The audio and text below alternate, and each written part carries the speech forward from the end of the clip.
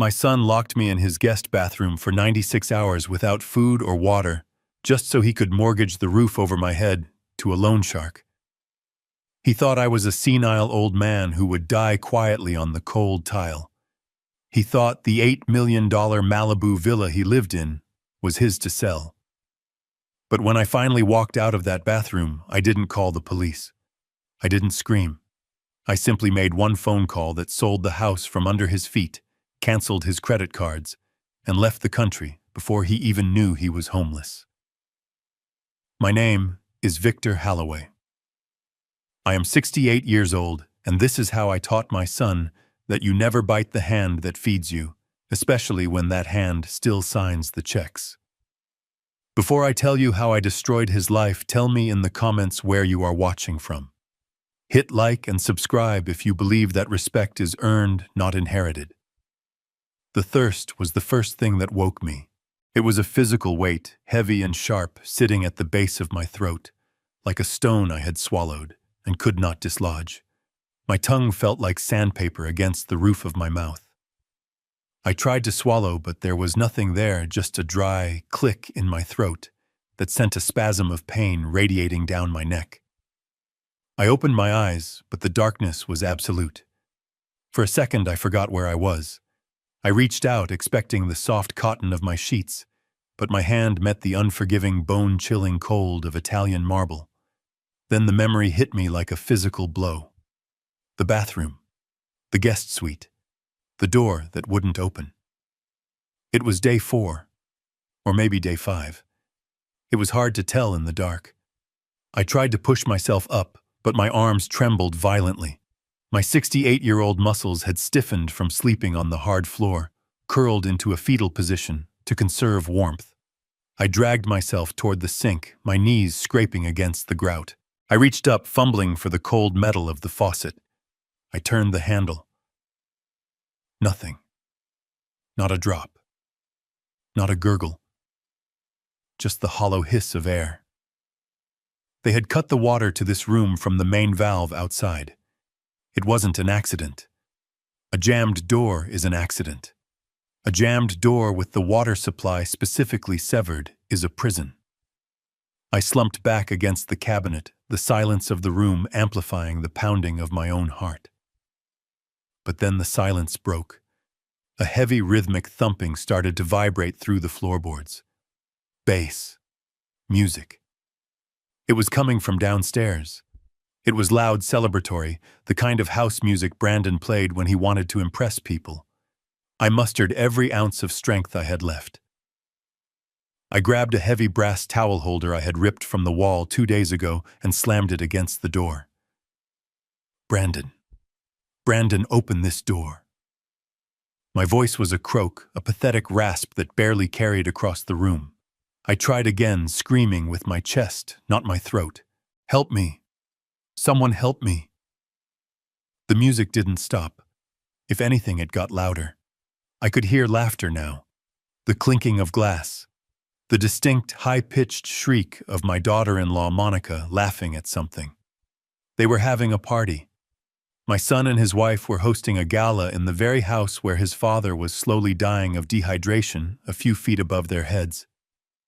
I lay my cheek against the bottom of the door, where a thin sliver of light cut through the darkness. I needed air. The room smelled of stale air and my own fear. Through the crack I saw movement. High heels, expensive red-bottomed heels clicking on the hardwood of the hallway. I knew that walk. It was Monica. She was walking past the door. She had to hear me. I banged the brass pipe against the wood at the bottom of the door right where her feet were. Monica, please. The door is stuck. I need water. The footsteps stopped. I held my breath. I saw the red heels pivot. She was standing right outside. She knew I was in here. She had to know. For a moment, a wave of relief washed over me. It was just a misunderstanding. The lock had broken. She would get the key. She would get Brandon. Then I saw the toe of her shoe pull back and strike the door. A sharp, dismissive kick. Thud. Shh. Quiet in there. Her voice wasn't muffled. It was clear, sharp, and dripping with annoyance. She wasn't trying to open the door. She was scolding a dog. "The old bear is hibernating, Brandon. Leave him be." She laughed a cruel light sound, and the red heels clicked away down the hall, fading into the thumping bass of the party downstairs. I lay there, the cold marble leaching the heat from my cheek, staring at the empty space where her shadow had been. The realization didn't come all at once. It seeped in slowly like the cold. They knew. They knew I was here. They knew I had no water. And they didn't care. I wasn't a guest in my son's home. I was a prisoner. And tonight, while they drank champagne, I was going to die of thirst. I don't know how much time passed. The music eventually stopped. The laughter died down. The house settled into the heavy creaking silence of the ocean front. My head was spinning lightheaded from hunger and dehydration. I drifted in and out of consciousness, dreams of waterfalls and rainstorms taunting me. I woke up to the sound of voices. They were close, right outside the door. I dragged myself back to the threshold, pressing my ear against the wood. The hunger pains in my stomach had turned into a dull, constant ache, but my mind, fueled by adrenaline and fear, was suddenly razor-sharp. It was Brandon. He was pacing. I could hear the heavy tread of his footsteps back and forth. "I don't care what the terms are," he was saying. His voice was tight, stressed. "I need the cash by Friday. 2 million. Yes, hard money is fine. I know the interest rate. Look, the equity is there. The house is appraised at 8.5.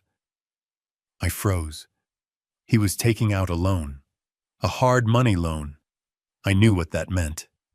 High interest, predatory terms, fast cash for desperate people. Brandon had always been a dreamer, a euphemism for a failure who refused to work. He had burned through 3 startups in 5 years, always funded by my generosity, or by loans he couldn't repay. But this was different. He was leveraging the house he didn't own, or at least the house he didn't know he didn't own. "You don't understand," Brandon hissed into the phone. "The inspection is tomorrow morning at 9. The house will be empty. No, my father isn't a resident. He's in assisted living.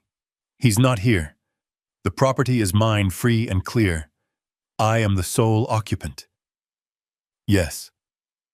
Just send the appraiser." The line went dead. I heard him sigh a long, shaky exhalation. So that was it. That was why I was locked in the bathroom. The appraiser was coming. If the bank saw an old man living in the guest suite with his clothes in the closet and his books on the shelves, they would ask questions. They would ask if I had tenancy rights. They would want me to sign a subordination agreement.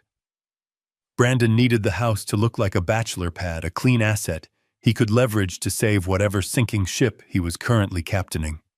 He had locked me away like a piece of unwanted furniture so he could commit mortgage fraud. Then I heard Monica's voice. She must have been sitting on the hallway bench. "Did they agree?" "Yes," Brandon replied. "But the interest is 40%, Monica. If this tech deal doesn't go through next month, we lose the house. They'll foreclose in 30 days. "It will go through," Monica said, her voice dismissive. "You always figure it out." "But what about him?" She gestured toward the bathroom door. I could feel her finger pointing at me through the wood. "He's been in there 4 days, Brandon. What if he's—" "You know," dead Brandon asked. The word hung in the air, heavy and cold. I held my breath. My own son. The boy I had taught to ride a bike. The boy I had sat with through algebra homework. The boy whose tuition I had paid, whose cars I had bought, whose mistakes I had fixed for 35 years. "If he is," Brandon said, his voice devoid of emotion, devoid of anything human, "then it solves a lot of problems, doesn't it?" "We can say he slipped," Monica suggested. "Or he had a stroke. He's 68, Brandon. It happens. No one would question it. The autopsy would just show dehydration and heart failure. Natural causes. It would save us the cost of a nursing home, Brandon mused. And the trust fund. If he dies, the trust executes immediately, right? I get everything. Not everything. I thought, my anger suddenly hotter than my thirst. You get nothing. You don't know how the trust works because you never bothered to read the documents I gave you. You never bothered to learn how the wealth was built. You just wanted to spend it. I listened as they discussed my potential death with the casual indifference of a couple deciding what to order for dinner. They weren't worried about me suffering. They were worried about the smell. They were worried about the timing of the coroner relative to the appraiser. We should check on him in the morning, Monica said, yawning. After the appraiser leaves. If he's still kicking, we give him some water and tell him the lock was jammed. We play the heroes. If not, well, we call 911 and cry on cue. Let's go to bed, Brandon said. I'm exhausted. This stress is killing me. The stress was killing him. I almost laughed, a dry, hacking sound in my throat. The footsteps receded. The bedroom door down the hall closed. Silence returned to my prison. I sat in the dark, but I wasn't afraid anymore. The fear had evaporated, burned away by a white-hot clarity. For years, I had made excuses for them. I told myself Brandon was just ambitious, just misunderstood. I told myself Monica was just high maintenance but loved him. I had bought this villa 10 years ago through a shell company, an LLC managed by my firm, and allowed them to live here rent-free because I wanted them to have a good start.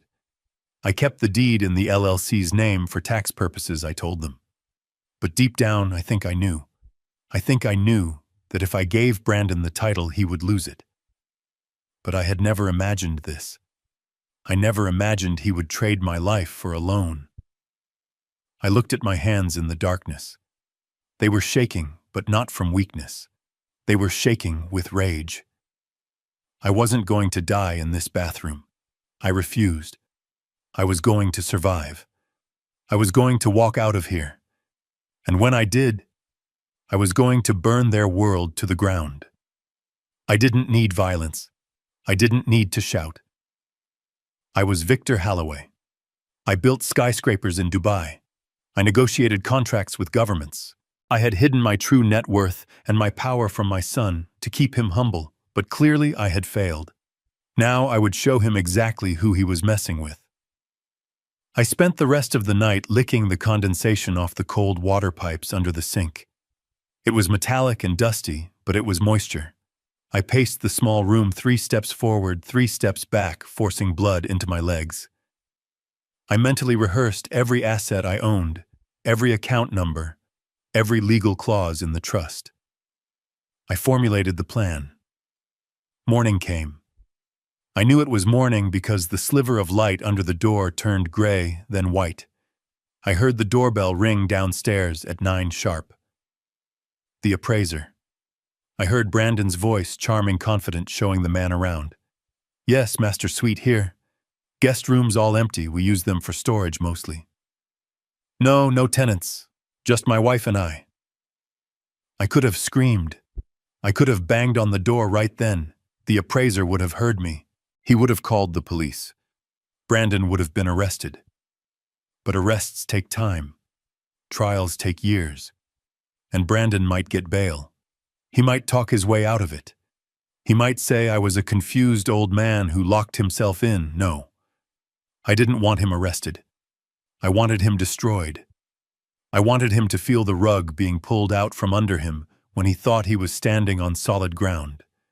I wanted him to lose the hope of the money before he lost the house. So I stayed silent. I sat on the toilet lid and waited. An hour later, the front door closed. The appraiser was gone. Brandon had secured his fraudulent valuation. 10 minutes later, I heard the key turn in the lock. It was a distinct click. The lock hadn't been jammed. It hadn't been broken. It worked perfectly. The door swung open. Light flooded the room, blinding me. I squinted, raising a hand to shield my eyes. Brandon stood there, framed in the doorway. He was wearing a crisp white shirt and designer jeans, looking every inch the successful entrepreneur he pretended to be. He held a bottle of expensive mineral water in one hand. But his face was a mask of panic. Not real panic. Rehearsed panic. "Dad! Oh my God! Dad!" He rushed into the room, dropping to his knee beside me. The performance was Oscar-worthy. He grabbed my shoulders, his grip tight. "Dad, are you okay?" "Jesus, I've been trying to get this door open for days." The lock mechanism seized up completely. I called a locksmith, but it was the weekend, and then no one showed up, and I didn't want to use a crowbar because I was afraid of hitting you if you were on the other side. Lies. Smooth fluid lies pouring out of his mouth. He uncapped the water bottle and pressed it to my lips. "Drink, Dad. Please drink." I was so worried. I thought I lost you. I drank. I gulped the water down, the cool liquid soothing the fire in my throat. But as I drank, I watched him. His eyes weren't on me.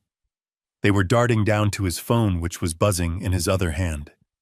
He was checking a notification. Probably the bank. Probably the loan approval. He was holding his dying father with one hand and checking his illicit cash flow with the other. I lowered the bottle, letting out a ragged cough. I let my body go limp, slumping against his chest. I made my hands tremble violently, spilling some of the water onto his expensive shirt. "Brandon," I wheezed, making my voice sound thinner and weaker than it actually was. "Dad, I'm here. It's okay. You're safe now." I thought you left me," I whispered, widening my eyes in feigned terror. "I screamed for you." "Why didn't you hear me?" He didn't flinch. "I was out, Dad. Monica and we were at the hospital. Her mother, she got sick again. We weren't even here. We just got back and realized the door was stuck." Another lie. I had heard the party. I had heard the music. I had heard Monica's heels outside the door. But I nodded. I let tears well up in my eyes. I clung to his shirt like a frightened child. "Oh, thank God," I sobbed. "Thank God you didn't abandon me. I was so scared, Brandon. I'm so old. I get so confused." I felt his muscles relax. He bought it. He thought I was broken. He thought the dehydration and the trauma had scrambled my brain. He thought I bought his story about the locksmith and the hospital. He thought he had gotten away with it. "Let's get you to bed, Dad," he said, his voice dripping with fake solicitation. "We need to get some food in you. You need to rest." He helped me stand. I leaned my entire weight on him, making him drag me.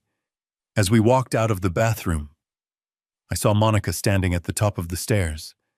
She was wearing a silk robe, holding a cup of coffee. She looked at me with disappointment. She hadn't wanted me to walk out of that room. "Oh, Victor!" she exclaimed, putting a hand to her chest. "You poor thing. Is he okay, babe?" "He's fine," Brandon said, shooting her a look. "Just confused, dehydrated. He needs to sleep." We walked past the master bedroom. On the dresser, I saw the paperwork, the loan documents. They were already filled out, just waiting for the final approval. I shuffled my feet, keeping my head down, playing the part of the feeble, grateful victim. "Thank you, son," I mumbled. "Thank you for saving me." "Don't worry about anything, Dad," Brandon said, guiding me into my bedroom. "I'll take care of everything. I'll handle the bills, the house, everything. You just rest." I lay down on the bed. He pulled the comforter up to my chin. "I'll bring you some soup," he said. He walked to the door. Before he closed it, he looked at me one last time. It wasn't a look of love. It was a look of calculation. He was assessing how much longer I had left. He was doing the math. He closed the door. I waited until I heard his footsteps fade down the hall. I waited until I heard him laughing with Monica downstairs. Then I threw the covers off. I sat up on the edge of the bed. My weakness vanished. My hands stopped shaking. I reached under my mattress into the slit I had cut into the box spring months ago for emergencies. My fingers brushed against the cold metal of my burner phone and the leather of my passport holder. Brandon thought he had won. He thought he had secured his $2 million and his $8 million villa. He thought his father was a senile old man who would sign whatever piece of paper was put in front of him. He was wrong. I wasn't just his father. I was the man who owned the shell company that held the deed to this house. I was the man who had the power to liquidate every asset he was currently touching. I powered on the phone. The battery was at 40%. Enough. I dialed a number I knew by heart. Leonard, I said, when the voice answered on the second ring. It's Victor. Victor, it's Sunday. Is everything all right? No, I said, my voice cold and steady. Everything is over. I need you to execute the emergency clause on the Malibu property. Yes, the distressed asset protocol. There was a pause on the line. Leonard Katz had been my lawyer for 30 years. He knew what that clause meant. It meant a fire sale. It meant immediate liquidation. Are you sure, Victor? That means selling below market value? You'll lose millions. I'm not losing anything, Leonard, I replied, staring at the door my son had just closed. I'm paying a tuition fee. I want the house sold to a cash buyer. Today, I don't care about the price. Drop it by 20–30% if you have to. I want the title transferred within 48 hours. Understood, Leonard said, his tone shifting to professional steel. What about Brandon? Brandon doesn't live here anymore, I said. He just doesn't know it yet. I hung up the phone. Downstairs, I heard the pop of a champagne cork. They were celebrating. They were toasting to their crime. Let them drink. It would be the last expensive bottle they ever touched. The clock was ticking, and by the time it stopped, my son wouldn't just be homeless. He would be facing a level of ruin he didn't even know existed. I lay back down, closed my eyes, and waited for my soup. The game had just begun. The smell of roasted garlic and rosemary wafted up the stairs, a sensory taunt after 4 days of breathing sewer gas and mildew. Brandon knocked on my bedroom door. It was a soft, rhythmic rap, the kind you use on a child's door when you want to apologize without actually saying the words. Dinner is ready, Dad, he called out. We made something special, a welcome-back meal. I stared at the ceiling for a moment, letting the rage settle into a cold, hard pit in my stomach. They weren't cooking for me. They were fattening the calf before the slaughter. I sat up deliberately, engaging my core to make the movement look difficult, shuffling my feet against the hardwood as I walked to the door. I opened it to find Brandon smiling, a fresh shirt, replacing the one I had stained with water earlier. He offered me his arm. I took it, leaning heavily, letting him support a weight I didn't need him to carry. We descended the spiral staircase of the villa I had paid for with the sweat of 30 years in construction sites and boardrooms. The dining room was set for a coronation. Crystal goblets, silver cutlery, and a centerpiece of white lilies that looked like they had been stolen from a funeral home. Monica was placing a tureen of soup on the table. She looked up, her face arranging itself into a mask of exaggerated relief. Victor, she cooed, pulling out the chair at the head of the table. Sit. You must be starving. We ordered lobster bisque from that place you love on the pier. I sat. The chair felt like a throne, or perhaps an electric chair. They took their seats on either side of me, flanking me like guards. Brandon poured wine, a heavy dark Cabernet. He filled my glass to the brim, then his, then hers. His hand was steady, but I saw a bead of sweat trickle down his temple. The clock was ticking for him. The hard money loan needed to close. The appraiser had come and gone, but the paperwork wasn't finished. He needed one more thing. To family, Brandon said, raising his glass. To having you back, Dad. We were terrifyingly close to losing you. I raised my glass, my hand trembling just enough to make the wine slosh against the sides. To family, I whispered. We drank. The wine was good. Expensive. Probably bought with one of the emergency credit cards I paid off every month. I took a spoonful of the bisque. It was rich, creamy, and hot. My stomach clenched, not used to food, but I forced it down. I needed the energy. So Dad Brandon started setting his glass down a little too hard. We need to talk about what happened. About the bathroom. I kept eating, keeping my eyes on the bowl. What about it? I mumbled. It's concerning. Monica interjected, leaning forward. Her perfume was cloying a floral assault. You locking yourself in like that. Forgetting how to open the door. Not calling out for days. It's not normal behavior, Victor. I didn't lock myself in, I said, letting a note of confusion enter my voice. The door, it just stuck. The lock was fine, Dad, Brandon said gently, his voice dripping with gaslighting. I checked it myself. It wasn't locked. You couldn't figure it out. And that's okay. It happens. Age happens to all of us. But we can't ignore it. I looked up at him. His eyes were wide, pleading, projecting a concern that was entirely manufactured. He was building a narrative. He was writing the script of my senility in real time. What are you saying, son? I'm saying we need to be realistic, Brandon said. You're 68. You're living in this big house. You're forgetting things. You're vulnerable.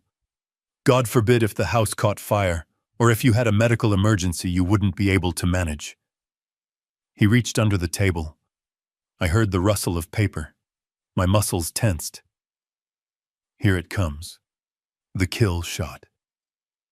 He placed a thick document on the tablecloth right next to my wine glass. It was stapled crisp and terrifyingly official.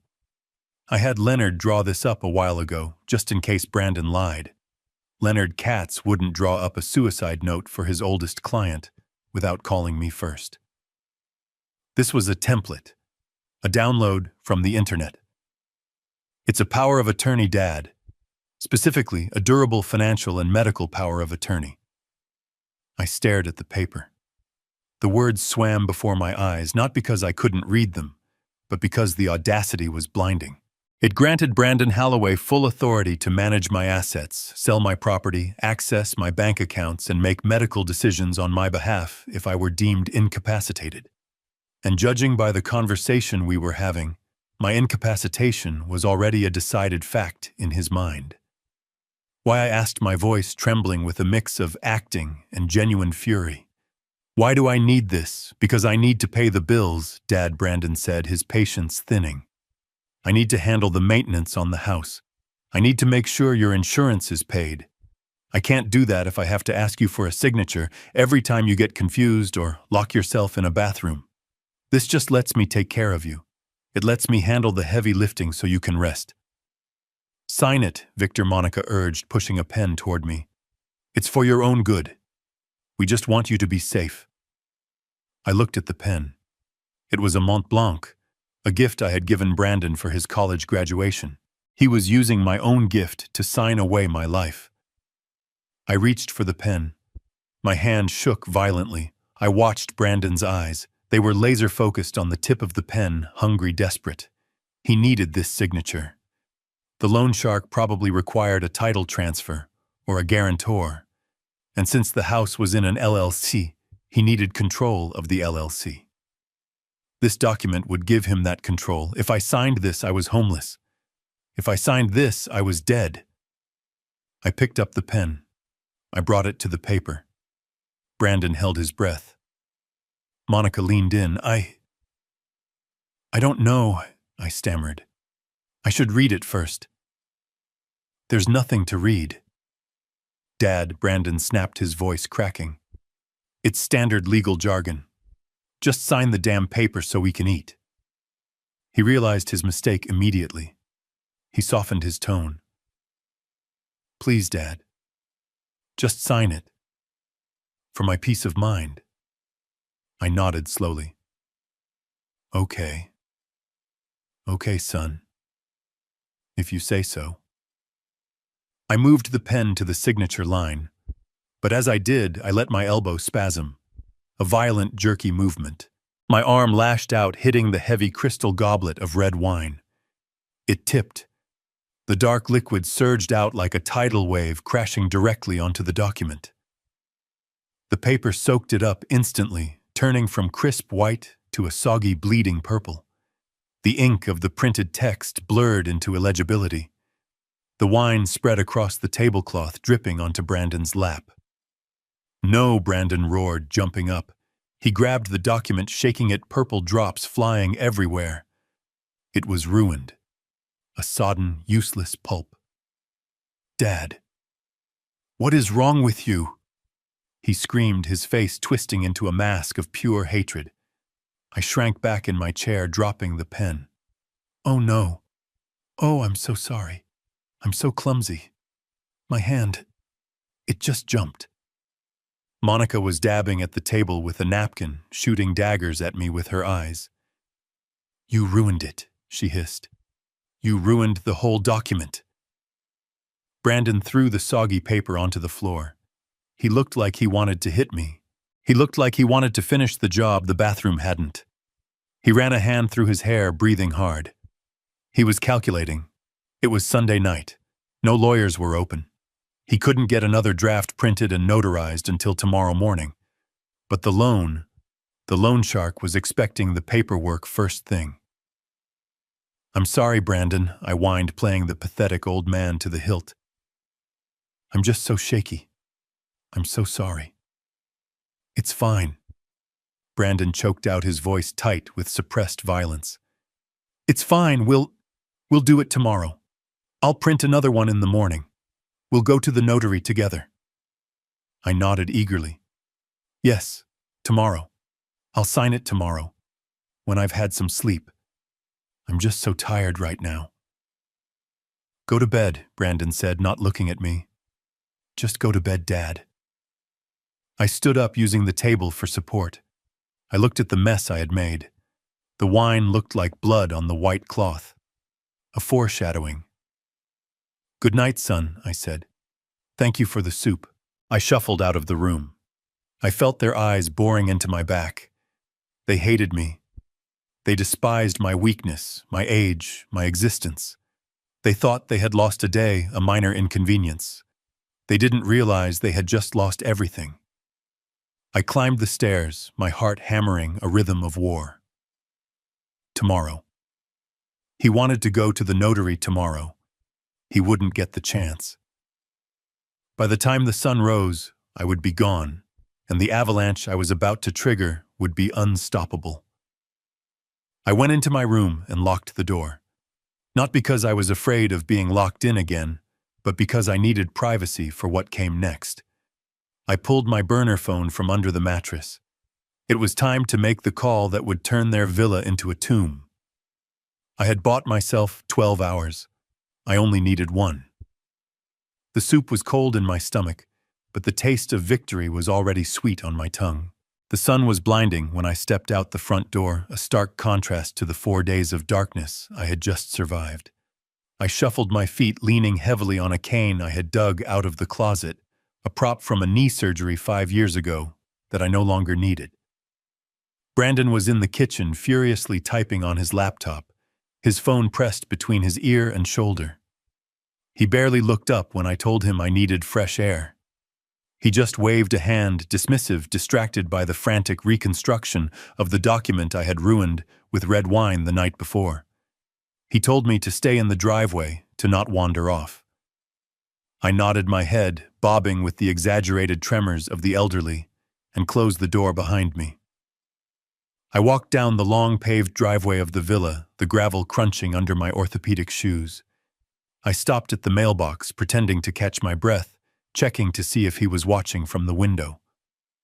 He wasn't. He was too busy trying to figure out how to mortgage a property he didn't own to pay off a debt he couldn't afford. The moment I turned the corner out of sight of the house, the cane lifted off the ground. My back straightened. The shuffle disappeared, replaced by the long, purposeful strides of a man who had walked construction sites in steel-toed boots for 40 years. I checked my watch. 9:15. Leonard was never late. 2 blocks away, parked in the shadow of a large oak tree near the community park, was a black sedan. Tinted windows. Nondescript. It was the kind of car that whispered power without shouting money. I opened the back door and slid into the cool leather interior. Leonard Katz sat in the front seat, turning to face me. He looked older than the last time I saw him, the lines around his eyes deeper, but his gaze was as sharp as a razor. He took in my appearance, the slightly gaunt cheeks, the dark circles under my eyes, the way my hands were clenched into fists on my knees. He didn't ask if I was okay. He knew better. He knew that if I was calling a meeting like this, things were far beyond okay. "You look like hell, Victor," Leonard said, his voice a low rumble. "I feel like I just woke up from a coma," I replied, my voice devoid of the tremor I used with my son. "Drive. Just drive around the block. I don't want to be stationary." The car pulled away from the curb, gliding silently through the streets of Malibu. We passed mansions with manicured lawns, the kind of places owned by tech moguls and movie stars, the kind of place my son thought he owned. So Leonard said, watching me in the rearview mirror, "You want to trigger the distress clause on the Malibu property. Talk to me. What did Brandon do? Did he miss a rent payment? Did he throw a party that got the cops called? He tried to kill me, Leonard." The car didn't swerve, but I felt the tension snap into the air like a rubber band. Leonard slowed down, pulling the car to a crawl. "Explain," he said. I told him. I told him about the bathroom, the 4 days without water, the conversation through the door, the loan shark, the appraiser, the plan to let me die or declare me incompetent so he could leverage the equity. I told him about the soup and the power of attorney document I had destroyed. I spoke calmly, methodically, listing the facts as if I were outlining a structural failure in a building blueprint. But with every word, I felt the cold fury rising again, a tide of ice in my veins. When I finished, the silence in the car was heavy, suffocating. Leonard, a man who had practiced law for 40 years and heard every kind of human depravity, looked pale. He gripped the steering wheel until his knuckles turned white. "Jesus, Victor," he whispered. "He's your son." "He's a stranger," I corrected. "A stranger who thinks I'm a resource to be mined. And he's about to find out that the mine has collapsed." Leonard took a breath, composing himself. He switched back into lawyer mode, the professional armor sliding into place. "Okay. So he needs the power of attorney because the title isn't in his name. It's in the LLC. "Correct," I said. This was the secret. The weapon I had kept buried for 10 years. The weapon Brandon was too lazy and too arrogant to uncover. When I bought the villa, I didn't put it in my name, and I certainly didn't put it in his. I created a shell company, Terra Firma Holdings LLC, a faceless, boring corporate entity managed by my firm. Brandon lived there. He told his friends it was his. He told his girlfriends it was his. He even paid the utilities to keep up the charade. But he never saw the deed. He never saw the tax bills, which went directly to Leonard's office. He assumes because I let him live there rent-free that the house is part of his future inheritance, or that I hold the title personally and would just sign it over. He doesn't understand that legally he is a squatter, a guest who has overstayed his welcome by a decade. The loan shark won't lend against the house unless Brandon can prove ownership or control, Leonard mused. That's why he needs you to sign. He needs control of the LLC. Exactly, I said. And he thinks he has time. He thinks he has me trapped in that house, confused and weak. He thinks he can print a new document today and bully me into signing it tomorrow. I leaned forward, resting my hands on the front seat. I want the house sold, Leonard. Today. Leonard frowned, glancing at the dashboard clock. It's Sunday, Victor, and it's an $8 million property. You don't just sell a Malibu villa in an afternoon. The market is soft.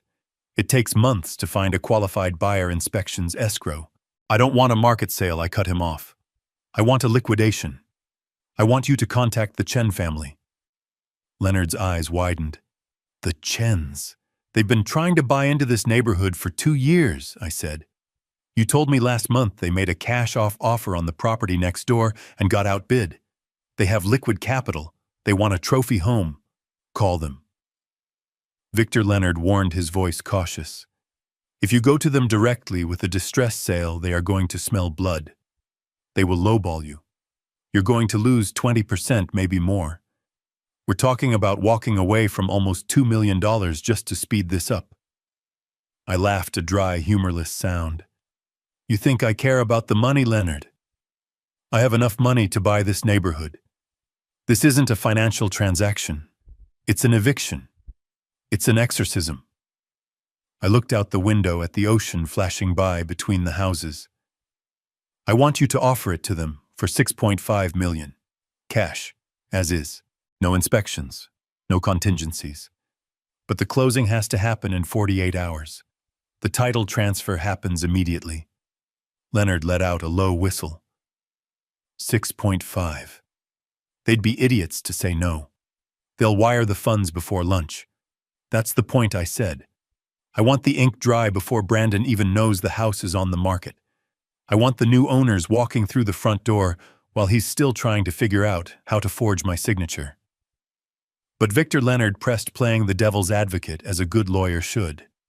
The house is full of his things, his furniture, his life.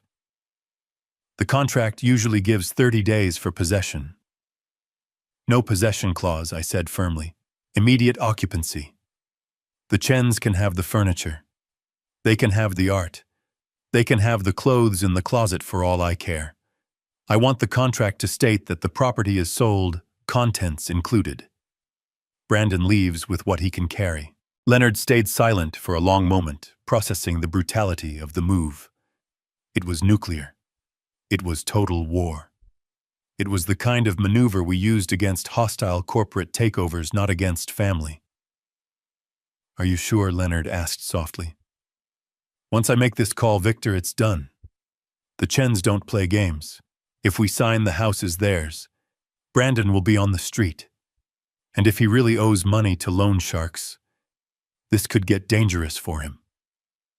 I thought about the bathroom again. I thought about the darkness. I thought about the sound of Monica's heels clicking past the door while I begged for water. I thought about them discussing my death as a convenience. They hadn't cared if it got dangerous for me. They had manufactured the danger. He's a grown man, I said, my voice cold as the marble floor I had slept on. He made his choices. He chose to gamble. He chose to steal. He chose to treat his father like a disposable asset. Now he can deal with the creditors himself. Maybe it will teach him the value of $1. Or maybe it won't. But it's not my problem anymore. I pulled a folded piece of paper from my pocket. It was a list of account numbers. After the sale, I continued, I want you to take the proceeds, combine them with my personal liquid assets, and transfer everything to the Cayman Trust we set up last year. Then I want you to book me a flight. Where are you going? Italy, I said. Tuscany. I haven't been there since Martha died. I want to sit in a vineyard and drink wine that doesn't taste like betrayal. Leonard nodded slowly. He pulled the car over to the curb a few streets away from the villa. He took out his phone. I'll call the Chen's attorney now, he said. They're usually up early. If they agree to the terms, I can have the digital contracts ready for you to sign by noon. Where will you be? I have to go back, I said. I have to play the part for one more day. Brandon is planning a party for tonight. A product launch, he calls it. He's invited investors. He's invited the elite. He thinks he's going to use the house to dazzle them into giving him money. A party? Leonard asked, incredulous. He locked you in a bathroom for 4 days and now he's throwing a party. He thinks I'm resting in my room, I said. He thinks I'm broken. He told me to stay out of sight tonight, to stay in the maid's quarters so I don't embarrass him. I opened the car door, the fresh sea air hitting my face. I'll sign the papers electronically from my room, I said. Get it done, Leonard. And hire security, private security. When the Chens take possession, I want a team there to ensure the transition is smooth. I don't want Brandon to have the chance to damage the property when he realizes what's happening. I will, Leonard said. Victor, be careful. If he finds out what you're doing before the deal closes. He won't, I said. He's too busy counting money he doesn't have. I stepped out of the car and began the transformation again. I hunched my shoulders. I let my hands tremble. I picked up the cane. The powerful architect vanished, replaced by the frail, confused victim. I shuffled back toward the house, toward the prison that was about to become a stage. The deal was in motion. The clock was ticking. Brandon had his party tonight. He wanted to show off his empire. I was going to make sure he had an audience for his execution. I shuffled back into the house through the side door, the heavy oak panel closing behind me with a soft click that felt like the locking of a vault. The silence of the morning had been replaced by a chaotic symphony of excess. The Villa My Villa was being transformed. A team of caterers in black uniforms scurried through the hallway carrying trays of crystal and silver. A florist was constructing an archway of white orchids that must have cost $5,000 alone. In the living room, technicians were installing a lighting rig that looked suitable for a rock concert, drilling into the hand-plastered ceiling I had commissioned 10 years ago. I stood in the shadows of the hallway, leaning on my cane, watching the destruction of my sanctuary. They weren't just decorating. They were staging a performance. Brandon was in the center of the storm, barking orders into a headset while pointing aggressively at a team of movers who were rearranging the furniture. He looked manic. His eyes were wide, his movements jerky. It was the energy of a gambler who had put his last chip on the table and was trying to will the roulette ball into the right slot. No, the ice sculpture goes by the pool, he shouted, his voice cracking. And where is the branding? I want the logo projected on the waterfall. Make it bigger. I want them to see it from the highway. The logo, Project Infinity, a company that existed only on a glossy website and in Brandon's delusions. It was supposed to be a revolutionary AI platform. I knew for a fact it was a shell, a few lines of stolen code wrapped in buzzwords and venture capital fraud. He was throwing this party to raise $5 million. He was using my house as the bait to hook whales, hoping their greed would blind them to the fact that he had nothing to sell but smoke. I walked slowly into the room. Brandon spun around, his face tightening when he saw me. He tapped his headset, muting the call. Dad, he hissed, rushing over to me.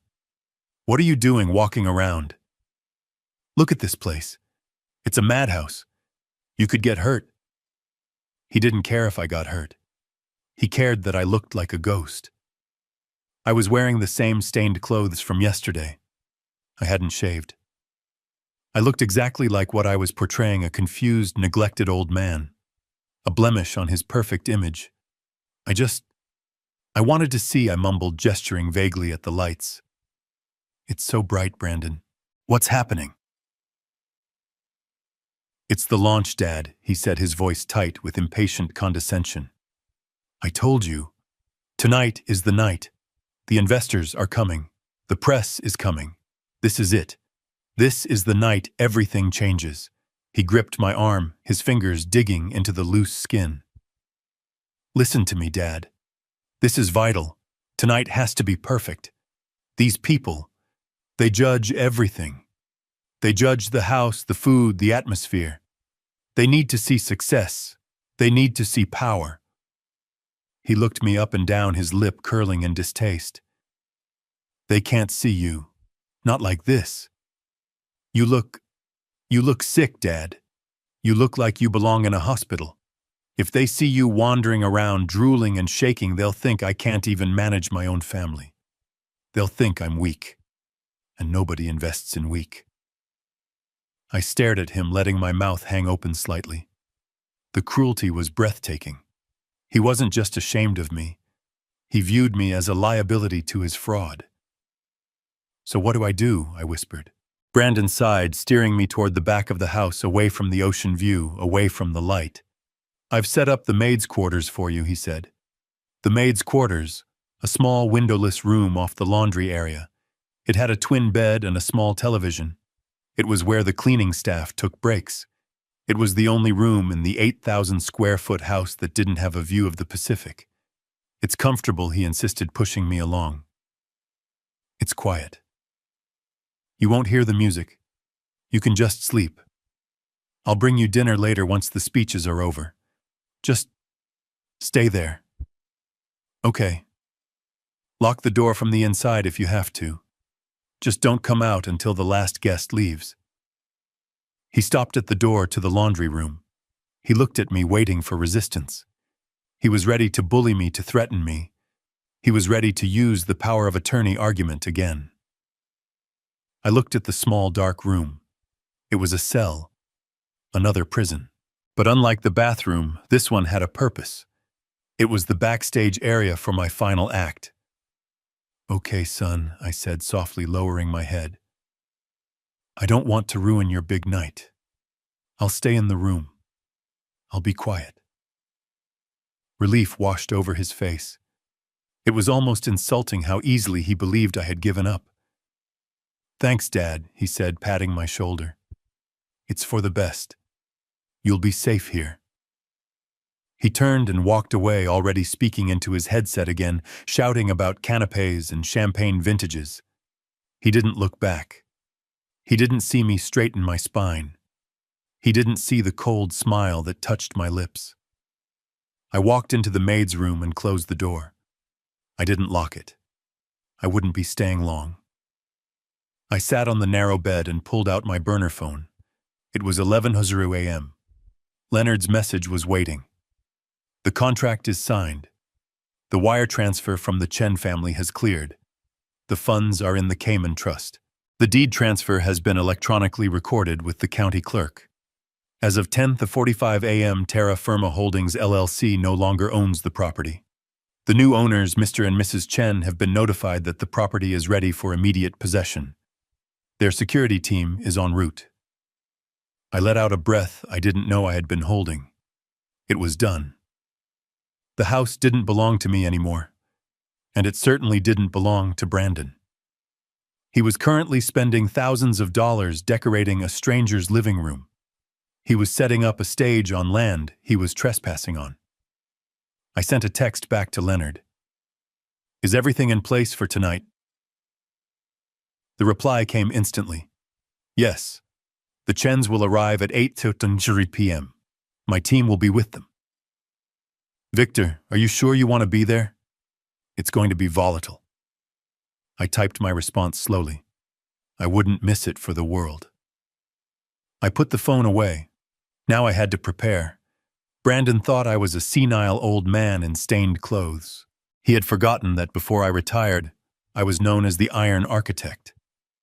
He had forgotten that I had a closet full of clothes he never looked at because they weren't trendy designer labels. I waited. The hours ticked by. I could hear the house transforming, the thumping of the sound system being tested, the clatter of dishes, the high-pitched voice of Monica screaming at a makeup artist. At 6:00 p.m. the party started. I could hear the cars arriving, the heavy thud of luxury doors closing, the murmur of voices, the clinking of glasses. The music started a sophisticated jazz loop that screamed old money. I stood up. I went to the small closet in the maid's room where I had stashed my garment bag earlier that morning right after I returned from the car. Brandon had been so busy screaming about ice sculptures, he hadn't noticed me carrying it in under my arm. I unzipped the bag. Inside was a suit. Not just any suit. It was a bespoke charcoal gray three-piece from Savile Row, cut to fit me perfectly. It was the suit I had worn to ring the bell at the stock exchange when my company went public 20 years ago. It was the armor of a man who built empires. I stripped off the stained t-shirt and the baggy sweatpants. I washed my face in the small sink, scrubbing away the grime and the acting. I shaved with the razor I had packed, revealing the sharp jawline that age hadn't softened. I combed my silver hair back. I put on the crisp white shirt, the silk tie, the vest, the jacket. I fastened the gold cufflinks my wife had given me on our 30th anniversary. I looked in the small, cracked mirror on the wall. The old man was gone. The victim was gone. Victor Halloway stared back, and he looked ready for war. I checked my watch. 7:55 p.m. I opened the door of the maid's room. The hallway was empty. Everyone was in the main atrium. I could hear Brandon's voice over the microphone. He was starting his speech. "Welcome, everyone. Welcome to the future." I walked down the service corridor, my Italian leather shoes making a sharp, authoritative click on the tile. I reached the heavy double doors that led to the main hall. I paused. I could hear him lying. This villa, Brandon was saying, his voice booming with unearned pride, represents what Project Infinity is all about. Vision. Stability. A foundation for the future. My wife and I have built this home just as we are building this company. With passion. With integrity. The word hung in the air, toxic and false. I pushed the doors open. I didn't sneak in. I didn't shuffle. I walked out onto the landing of the grand staircase directly above the crowd. The room was packed. 200 people in black tie and evening gowns holding champagne flutes. The lighting was dim, focused on Brandon, who stood on a raised platform near the fountain. Monica was next to him, beaming, holding a bottle of champagne she was about to pop. They looked perfect. They looked rich. They looked untouchable. Then someone in the crowd looked up. A woman gasped. Heads started to turn. The murmur of the crowd died down, rippling into silence. Brandon stopped mid-sentence. He followed the gaze of the room. He looked up. He saw me. For a second, he didn't recognize me. He was looking for a hunched, broken old man in rags. Instead, he saw a titan in a $3,000 suit, standing tall, looking down at him, with the cold judgment of a god. "Dad," he whispered into the microphone. The sound amplified his confusion to the entire room. I didn't say a word. I just stood there, my hands resting on the marble balustrade. I held his gaze. I saw the color drain from his face. I saw the panic ignite in his eyes. He knew.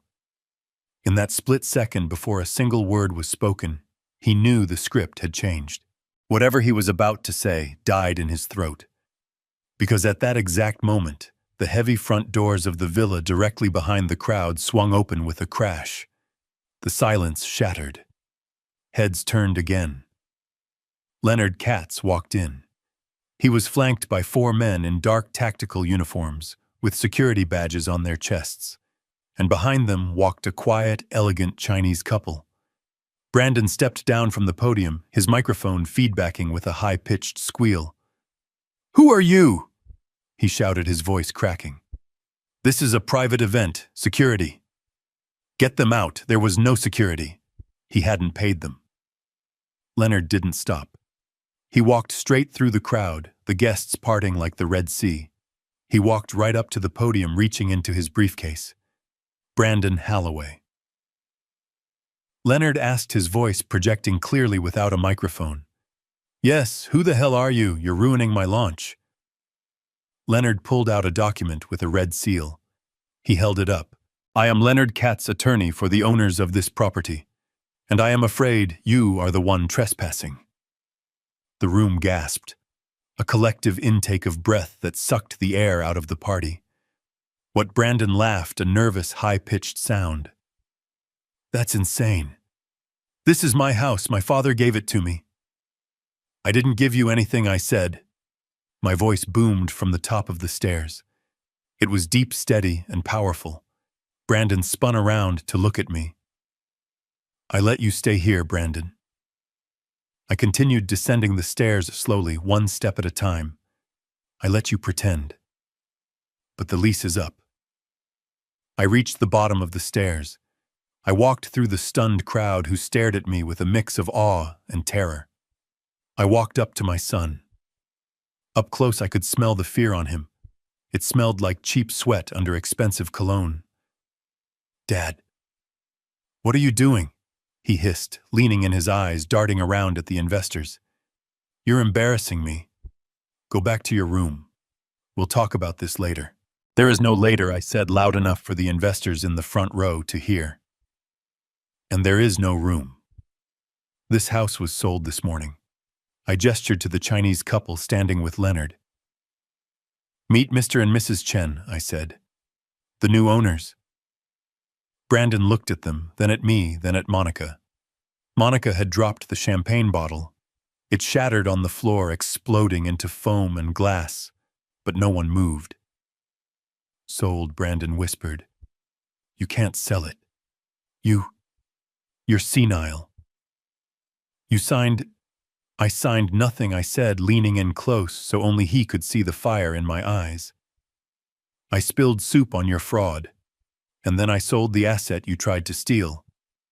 Leonard stepped forward. Mr. Holloway, the contract stipulates immediate possession. The property must be vacated. Now, the new owners wish to secure the premises. This is a joke, Monica shrieked, stepping forward. This is our house, we have rights, we have a party. You have nothing, I said, turning to her. You have no deed. You have no lease. You have no equity. And as of right now, you have no guests. I turned to the crowd. I saw the bankers. I saw the tech investors. I saw the loan sharks heavy in the back corner. Ladies and gentlemen, I announced, I apologize for the inconvenience. But this product launch is a fraud, just like the man hosting it. The party is over. Please vacate the premises immediately. Chaos erupted. But it wasn't the chaos of a party. It was the chaos of a sinking ship. The investors turned on their heels. The bankers pulled out their phones. The loan shark's man started walking toward Brandon with a look that promised violence. Brandon stood frozen in the center of his collapsing world. He looked at me, tears of rage and disbelief streaming down his face. You did this, he screamed. You ruined me. Why would you do this? I looked at him. I looked at the son who had locked me in a bathroom to die of thirst. Because you forgot who built the roof over your head, I said softly. And now you're going to learn what it feels like to stand in the rain. I turned my back on him and walked toward Leonard. The security team moved in to clear the room. The music died. The lights stayed on, illuminating the wreckage of a life built on lies. My son was screaming, but I was no longer listening. I had a plane to catch. The bass from the DJ booth vibrated through the soles of my Italian leather shoes, a rhythmic thumping that felt less like music and more like the heartbeat of a beast about to be slaughtered. I stood in the shadows of the upper gallery, hidden by a marble pillar, looking down at the circus my son had erected on my grave. It was magnificent in its vulgarity. The atrium was awash in purple and blue lighting, casting an underwater glow on the hundreds of guests milling about below. Waiters navigated the crush with trays of caviar and towers of Wagyu beef sliders. A fountain of champagne flowed in the center of the room, flanked by ice sculptures carved into the shape of the infinity symbol. Outside, through the open floor-to-ceiling glass doors, I could see the valet parking lot. It looked like a showroom for a luxury car dealership. Ferraris, Lamborghinis, Bentleys. Brandon had managed to attract the sharks. He had baited the water with the scent of old money, my money, and they were circling hungry for a piece of the next big thing. I adjusted my silk tie, feeling the cool metal of my gold cufflinks against my wrist. They were heavy grounding. I wasn't the trembling old man who had begged for water yesterday. I was the man who had designed the skyline of 3 different cities. I was the man who knew that a building is only as strong as its foundation, and Brandon had built his castle on quicksand. I watched him. He was standing on a raised platform near the grand piano, a microphone in his hand. He looked the part. His tuxedo was midnight blue, tailored to hide the softness of a life without manual labor. He was sweating, but under the lights, it looked like the glow of exertion, not panic. He was in his element, selling a dream that didn't exist to people who had too much money and not enough sense. Ladies and gentlemen, Brandon's voice boomed through the high-end speakers, cutting through the murmur of the crowd. Thank you all for coming tonight. Look around you. This isn't just a house. This isn't just a view. This is a testament to what is possible when you refuse to compromise. He swept his arm wide, encompassing the room, the art on the walls, the ocean view beyond the glass. When my wife and I built this home, we wanted it to be a sanctuary for innovation. We wanted a place where the future could be written. And that is exactly what Project Infinity is. It is the architecture of tomorrow. Just as this villa stands firm against the tides of the Pacific, our technology stands firm against the volatility of the market. I listened to him take credit for the beams I had selected, the stone I had imported, the very air he was breathing. He spoke of hard work and sleepless nights appropriating my biography and pasting it over his own history of mediocrity. The crowd nodded, mesmerized. They weren't looking at his balance sheet. They were looking at the chandelier. They were looking at the perceived wealth, and in their minds, wealth equaled competence. To my left, near the sweeping curve of the grand staircase, I saw Monica. She wasn't listening to her husband. She was working her own angle. She held a smartphone attached to a stabilizer gimbal, a ring light clipped to the top, broadcasting her vanity to the world. She was live streaming. I moved slightly, shifting my angle to see her screen. She was walking backward, framing herself against the backdrop of my living room. "Hey guys," she chirped, her voice pitched high for her digital audience. "Welcome to our humble abode for the launch party. Look at these flowers. I had them flown in from Ecuador this morning. I wanted everything to be white and pristine, just like the vision for our new company." She spun around, panning the camera over a seating area featuring a velvet sofa I had bought in Milan. "And this is my favorite spot," she continued. "This is where Brandon and I sit every morning with our coffee and brainstorm. We designed this room to maximize the natural light.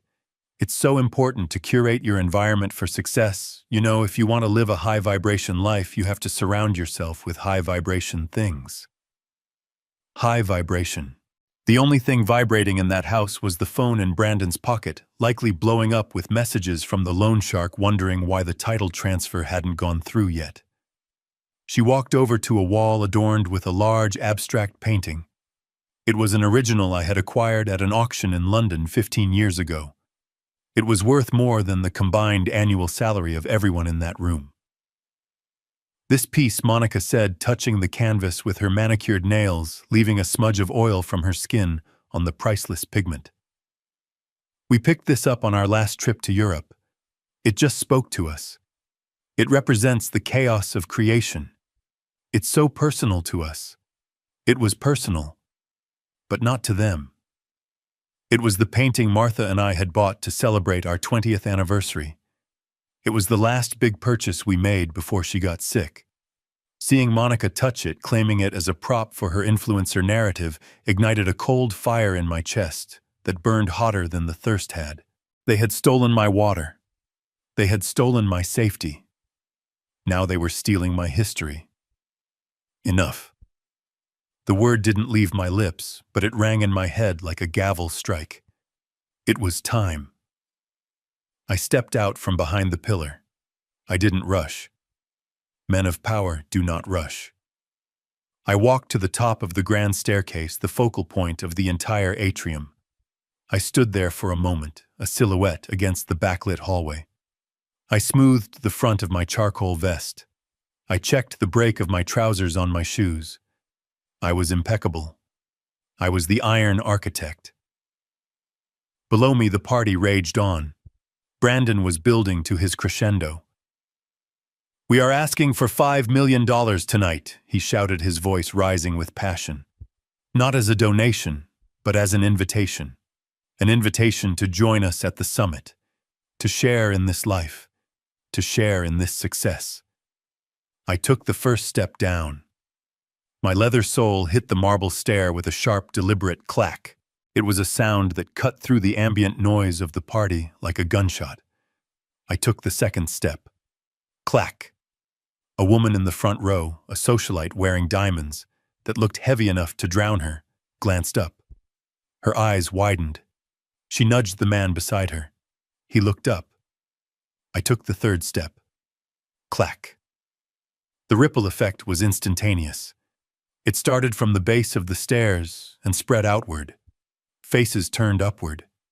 Conversations died mid-sentence. The clinking of glasses stopped.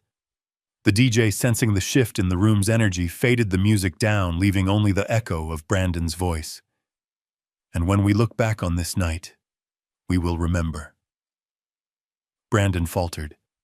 He saw the audience looking past him, looking over his shoulder. He saw the confusion on their faces. He turned around. His eyes traveled up the length of the staircase. They landed on me. For a heartbeat, there was no recognition. He was looking for a prop.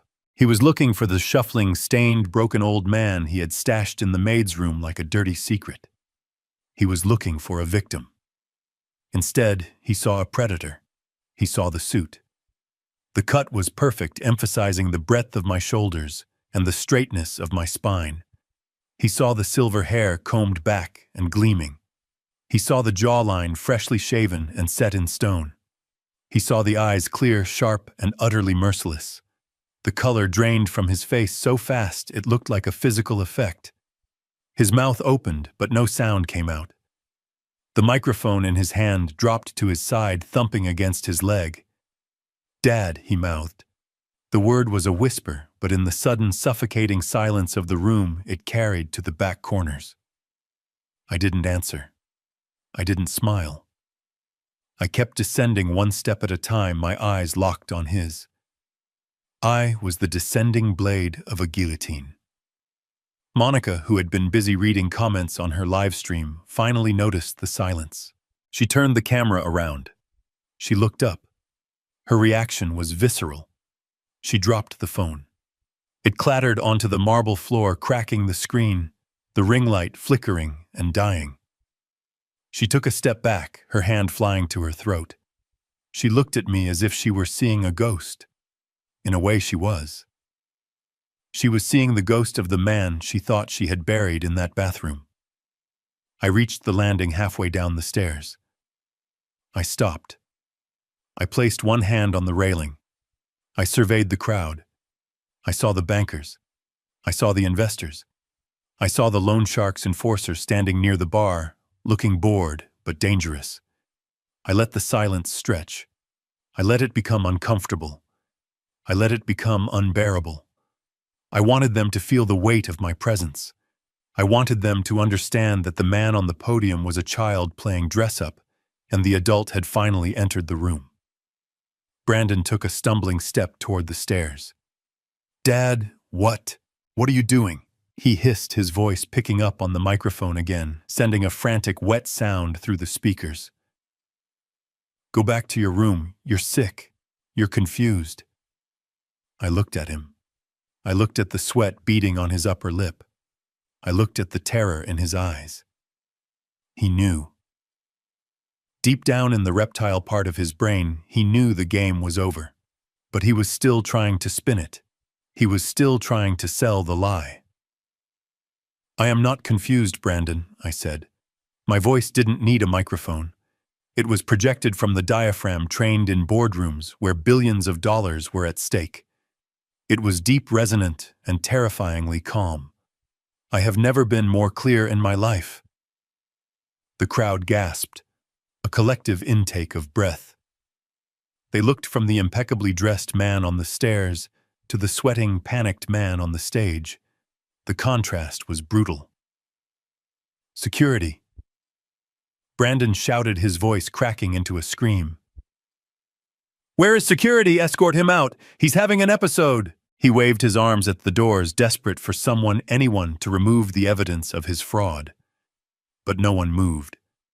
The hired security guards by the door looked at each other confused. They didn't work for Brandon. They worked for the event planner, and they knew authority when they saw it. And authority wasn't the man screaming on the stage. Authority was the man standing still on the stairs. There is no episode, son, I said, taking another step down. There is only the truth. And it is time everyone here heard it. I reached the bottom of the stairs. The crowd parted for me, instinctively creating a wide aisle between me and the podium. I walked through them.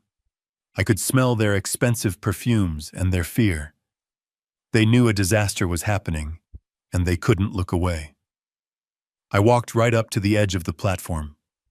I looked up at my son. You wanted to show them your empire, Brandon, I said, my voice low and intimate yet audible to everyone in the front row. You wanted to show them your foundation. I gestured to the room, to the house, to the lie. Well, here I am. I am the foundation, and I am crumbling.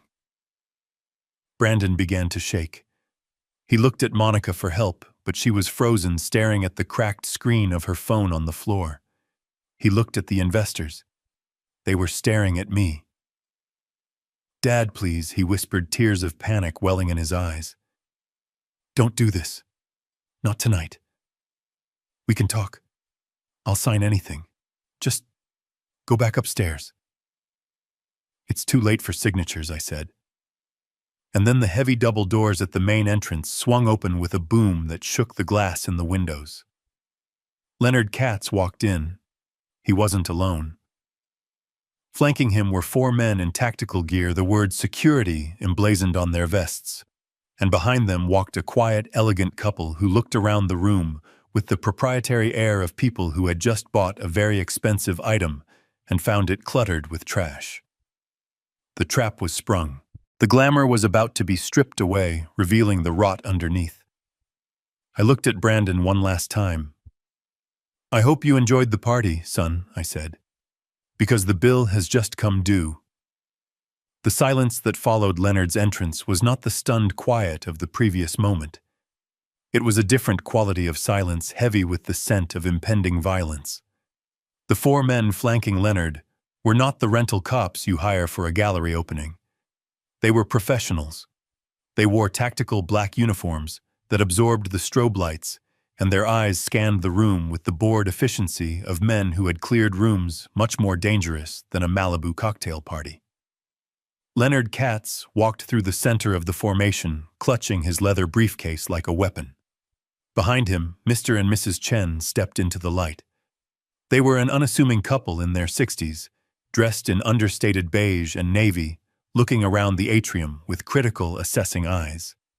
Mrs. Chen frowned at the ice sculpture melting onto the hardwood floor. Mr. Chen tapped a finger against his chin as he looked at the lighting rig drilled into the ceiling. They didn't look like guests. They looked like landlords inspecting a damaged rental. Brandon scrambled off the podium, nearly tripping over his own feet. He rushed toward them, his face a mask of furious confusion. He waved his hands at the security team, trying to shoo them away like stray dogs. "Who are you?" he screamed, his voice cracking under the strain. "Get out. This is a private residence. Where is the event?" Security, I paid for security. He hadn't paid for security. I knew his bank statements better than he did. He had paid for the champagne and the flowers, gambling that the appearance of wealth would generate the actual cash before the vendors came looking for their checks. One of the tactical officers stepped forward, blocking Brandon's path with a wall of muscle. He didn't say a word. He just stood there, his hand resting casually near his belt. Brandon stopped short, bouncing off the invisible barrier of authority. Leonard stepped around the guard. He adjusted his glasses, looking at Brandon with a mixture of pity and professional detachment. "Mr. Holloway." Leonard said, his voice calm but carrying to the back of the room. "I believe there is a misunderstanding. This is indeed a private residence. However, it is no longer yours. What are you talking about? Brandon spat sweat flying from his forehead. Of course it's mine. My father gave it to me. He's right there, ask him. He pointed a shaking finger at me. I stood motionless on the stairs, watching the scene unfold like a Greek tragedy I had directed. Leonard didn't look at me. He opened his briefcase and pulled out a sheaf of documents bound in a blue legal folder. He held them up, turning them so the light caught the embossed seal of the county recorder. This is a confirmed deed transfer time-stamped 45 minutes ago, Leonard announced. The property located at 1240 Ocean Drive has been sold. The title has passed from Terra Firma Holdings LLC to the Chen Family Trust. He gestured to the quiet couple behind him. Meet your new landlords, Brandon. Although technically, since there is no lease agreement in place, you are simply trespassers. The room erupted. It wasn't a cheer. It was a low, panicked rumble of conversation. The investors were pulling out their phones, checking property records, realizing they were standing in a house of cards. Sold. Brandon whispered the word, choking him. You can't sell it. It's in the LLC, which my client owns 100% of, Leonard corrected smoothly. And as the sole managing member, he executed an emergency liquidation sale this morning. The funds have cleared. The deal is closed. Brandon spun around to look at me. His eyes were wide-rimmed with red, filled with a betrayal that was almost comical given what he had done to me. You sold my house, he screamed. You sold my house while I was throwing a party. I walked down the final 3 steps. I approached him slowly. The crowd parted further, giving us a wide berth. The air conditioning hummed, but the room felt suffocatingly hot. It was never your house, Brandon, I said, my voice steady. It was an investment. And it was a failing investment. So I liquidated it. But the launch, he wailed, gesturing at the banners, the screens, the expensive lies he had pasted over the walls. I need this house. I need the equity. The loan was approved. The loan, I said, cutting him off, was fraudulent. You attempted to mortgage a property you didn't own using a power of attorney. You forced a distressed man to sign. I believe that is called attempted grand larceny. I looked past him toward the back of the room near the bar. The large man in the ill-fitting suit, the loan shark's enforcer, was putting his drink down. He was watching Brandon with a look that was no longer bored. It was calculating. He was realizing the collateral for his boss's $2 million had just evaporated. Brandon followed my gaze. He saw the man. He paled, his skin turning the color of old ash. Leonard stepped forward again, checking his watch. Mr. Halloway. Mrs. Halloway, he said, addressing Monica, who was still frozen by the fountain. The terms of the sale were very specific. The property was sold vacant and free of occupants.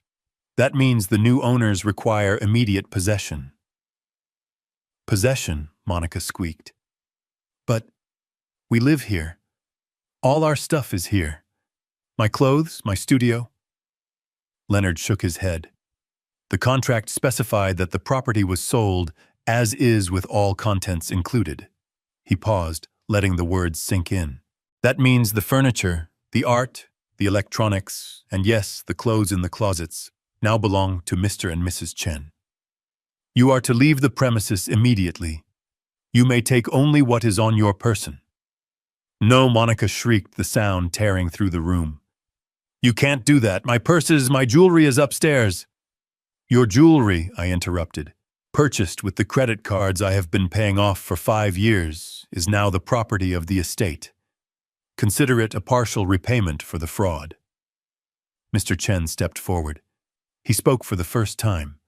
His voice was heavily accented, but crystal clear. I want them out, he said to Leonard. Now. I want to change the locks. This party, it is dirty. Too many people. Leonard nodded to the security team. You heard the owner, Leonard said. Clear the room. The security guards moved. They didn't run. They flowed into the crowd with practiced efficiency. "Ladies and gentlemen," the lead guard announced, his voice booming. "This is private property. You are trespassing. Please exit through the front doors immediately.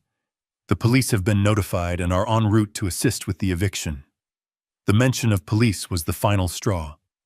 The crowd broke. The socialites, the bankers, the tech bros, they all scrambled for the door. No one wanted to be associated with a police raid. No one wanted their name in the paper next to a fraud investigation. They dropped their champagne flutes on the tables. They abandoned their half-eaten appetizers. They pushed past Brandon, as if he were invisible. "Wait," Brandon shouted, grabbing the arm of a venture capitalist he had been courting for months. "Jerry, wait. It's a misunderstanding. My dad is... He's having a breakdown. The paperwork is a mess. I can fix it." Jerry shook him off with a look of pure disgust. "Don't touch me, kid," the investor snarled. "You don't own the house. You don't own the IP. You wasted my night. Lose my number." Brandon stood there, his hand still reaching out, grasping at air. The room was emptying fast. The caterers were abandoning their stations, fleeing out the back kitchen entrance. The DJ had already cut the power and was packing his laptop. Monica ran to me. She grabbed the lapels of my jacket. Her eyes were wild, her makeup smearing. "Victor, please," she begged. "You can't let them take my things. My grandmother's ring is in the safe upstairs." I looked down at her hands on my suit. I carefully peeled her fingers off the fabric. "Your grandmother's ring," I said coldly, "was pawned 3 months ago. I saw the ticket in the mail. You sold it to pay for the lease on the Bentley." She gasped, stepping back, her hand flying to her mouth. "How did you—" "I know everything, Monica," I said. "I know about the pawn shops. I know about the credit cards. I know about the conversation through the bathroom door." I leaned in close to her face. "I heard you tell him to let me die." She flinched, as if I had struck her. She looked at Brandon, then back at me, realizing the depth of the abyss they had fallen into. The room was almost empty now. Only the security team, Leonard the Chens, and the loan shark's man remained. The enforcer hadn't left. He was leaning against a pillar, watching Brandon. He took out his phone and typed a message. Brandon saw him. The panic that had been frantic energy turned into cold, paralyzing terror. He knew what that message meant. It meant the debt was being called in. And without the house, he had no way to pay. "Dad," Brandon whispered. He dropped to his knees. He didn't care about his suit. He didn't care about his dignity. He crawled toward me on the marble floor. "Dad, you have to stop this. They're going to kill me. Those men.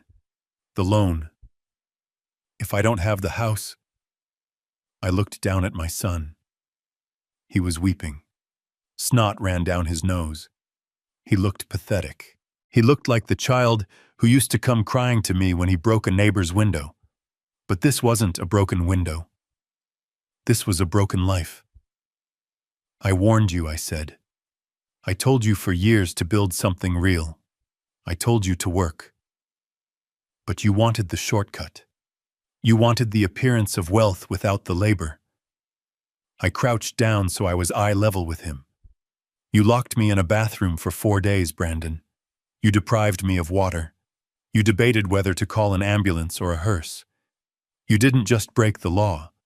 You broke the covenant between father and son." "Dad." "I was desperate," he sobbed. "I didn't mean it. You meant every word I said. You just didn't think I was listening." I stood up. I brushed invisible dust from my knees. I walked over to the DJ booth where a microphone still sat on the table connected to the dying sound system. I picked it up. I looked around the cavernous room. The flowers were wilting. The ice sculptures were melting into puddles. The floor was littered with broken glass and abandoned napkins. It looked like the aftermath of a riot. "Attention," I said into the mic. My voice echoed through the empty house, bouncing off the high ceilings. "Mr. Brandon Halloway and Mrs. Monica Halloway, you are hereby evicted. You have 5 minutes to vacate the premises before the security team physically removes you." I looked at the Chens. They nodded. Mr. Chen checked his watch. 4 minutes. Mr. Chen corrected loudly. Brandon looked at me one last time. He looked for a crack in the armor. He looked for the father who had bailed him out of jail when he was 20, who had paid his debts when he was 25. He found only the architect. And the architect had condemned the building. "Come on, Monica." Brandon choked out, scrambling to his feet. He grabbed her hand. "Let's go, we need to go, now." Why, she screamed, pulling away. "We can't just leave." "Look at the guy by the pillar," Brandon hissed. "We have to run." He dragged her toward the door. They ran past me. They ran past Leonard. They ran past the security guards. They ran out into the cool night air, leaving behind their clothes, their jewelry, their furniture, and their dignity. They ran toward the valet stand, only to realize the valet had already left with the keys to the leased Bentley, which I had also canceled an hour ago. I watched them go. I watched them disappear into the darkness of the driveway, two shadows fleeing the light they had tried to steal. I put the microphone down. I walked over to Leonard. "It's done," Leonard said quietly. "Yes," I said. "It is." Mr. Chen walked over to me. He extended a hand. "Mr. Holloway," he said. "Thank you. The house. It has good bones. We will fix the energy. It needs a lot of sage," I said, shaking his hand. "And maybe a priest." I looked around the room one last time. I looked at the spot where I had stood on the stairs. I looked at the dining table where I had spilled the wine. I looked at the hallway leading to the bathroom that had been my prison. I felt nothing. No sadness, no regret.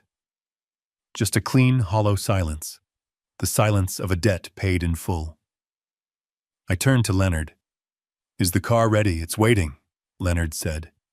"Your luggage is in the trunk. The flight leaves in 3 hours." "Let's go," I said. I walked out of the villa. I didn't look back. I stepped into the cool night air of Malibu, breathing in the salt and the freedom. Behind me, I heard the heavy thud of the front doors closing and the sharp final click of a lock turning. The Chens were securing their property. My son was homeless. My life was my own again. And Tuscany was waiting. The grand atrium moments ago, a cathedral of noise and ego, was now echoing with the frantic scuffling of a stampede. It was a beautiful, terrible sight. The elite of Malibu, the venture capitalists in their bespoke tuxedos, and the influencers in their rented gowns were tripping over each other to escape the blast radius of my son's failure. They abandoned their drinks on the antique side tables. They left their gift bags on the floor. It wasn't just an exit. It was a desertion. They smelled the stench of fraud, and in this town that smell sticks to you longer than smoke. I watched them go, standing like a statue in the center of the ruin. I felt a cold, hollow satisfaction. This was the network Brandon had bragged about. These were the friends he claimed were better than family. They didn't even look back at him. They just ran to their cars, desperate to scrub his name from their contact lists before the subpoenas started arriving. But not everyone left. Near the bar, the large man in the ill-fitting suit hadn't moved. He wasn't running. He was standing perfectly still, his hands folded in front of him, watching the exodus with the detached amusement of a predator watching a herd scatter. He wasn't an investor. He wasn't a friend. He was the bill collector. And he knew with the mathematical certainty of his profession that the collateral for his loan had just walked out the door in the pocket of my lawyer. He caught my eye. He didn't nod. He didn't smile. He just shifted his gaze slowly, deliberately to Brandon. It was a look that promised violence. It was a look that said the clock has stopped ticking, and now the collection begins. Brandon didn't see him. He was too busy spinning in circles, screaming at the retreating backs of his guests. "Come back. It's a mistake. The legal team is handling it." We have the funding. Jerry, Mike, don't leave. No one turned around. The heavy front doors slammed shut one after another, sealing the tomb. Brandon turned to me. His face was a ruin. The spray tan was streaked with sweat and tears.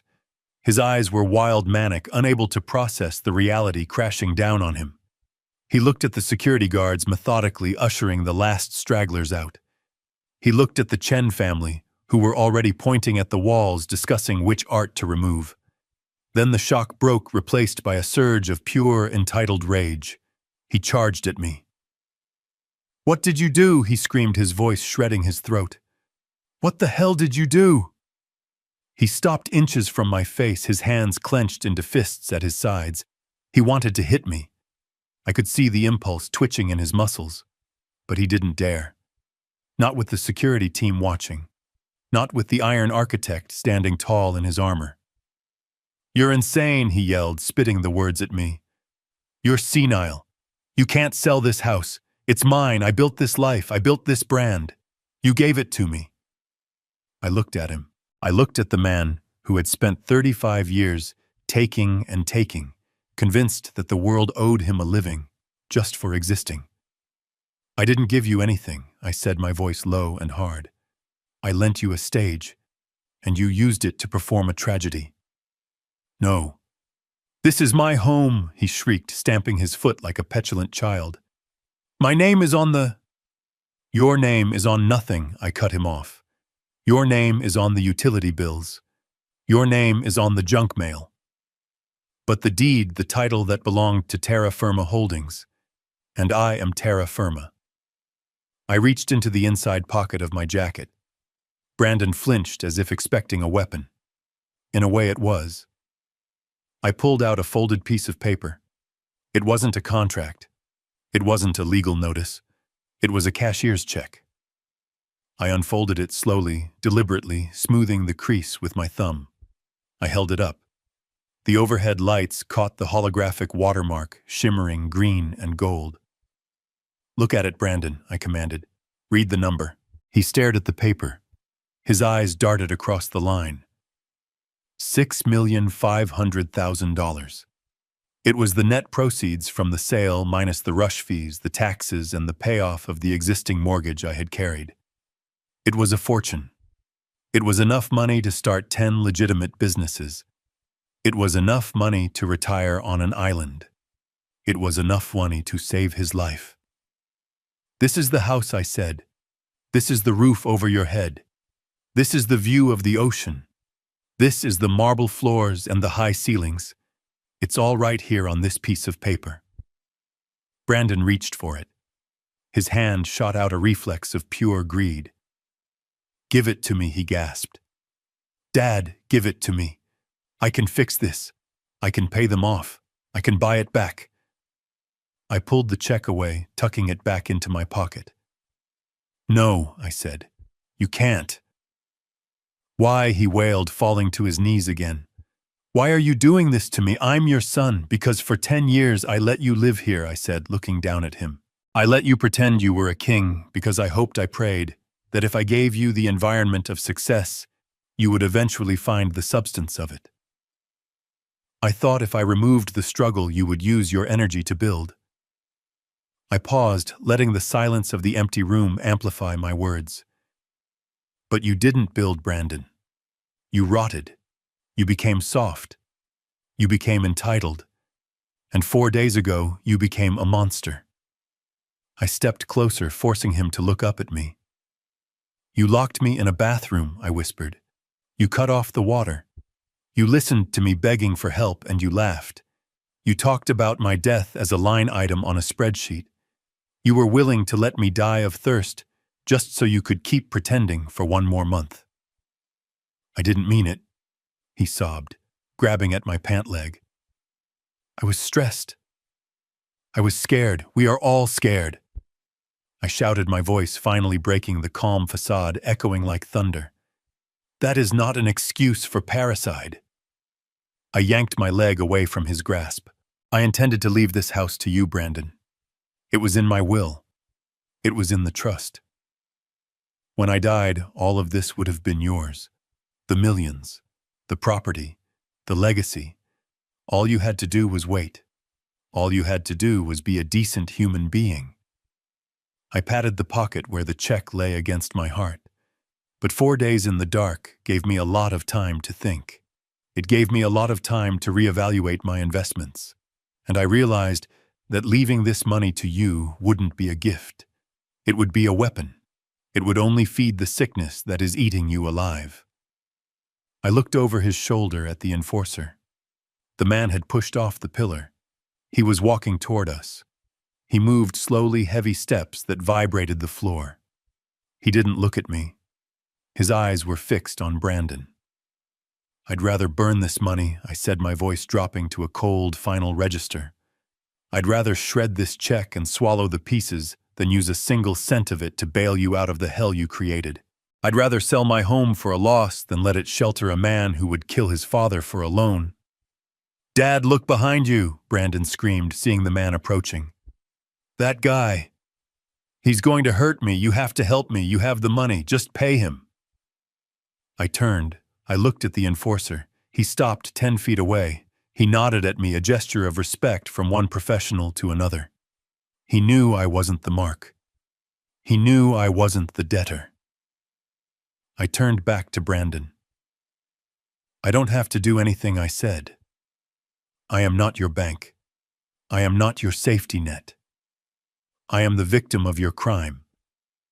And victims don't pay the ransom." "But he'll kill me," Brandon shrieked, scrambling backward, crab-walking across the floor. "Then maybe you should run," I said. I turned away. I didn't want to see his face anymore. I didn't want to see the tears that were only for himself. I didn't want to see the son I had lost years ago. I walked toward the door where Leonard was waiting. The Chens were instructing the security team to sweep the upstairs. The party was over. The cleanup had begun. Brandon's screams followed me. Not screams of apology. Screams of blame. "You're ruining me. This is your fault, you selfish old man." I kept walking. I walked past the melting ice sculpture. I walked past the abandoned trays of caviar. I walked out the front door and down the steps to the driveway. The air outside was crisp and clean, smelling of eucalyptus and the sea. It cleansed my lungs of the perfume and the lies. The black car was waiting, engine idling. The trunk was open. My suitcase was inside. I stopped at the bottom of the stairs. I looked up at the house one last time. The lights were blazing in every window, a lighthouse of vanity. But inside it was hollow. It was just wood and stone and glass. It wasn't a home. It never had been. Behind me I heard the heavy thud of the front door slamming shut. Then, the distinct mechanical click of a deadbolt sliding home. The lock worked perfectly. I got into the car. Leonard closed the door. "Drive," I said.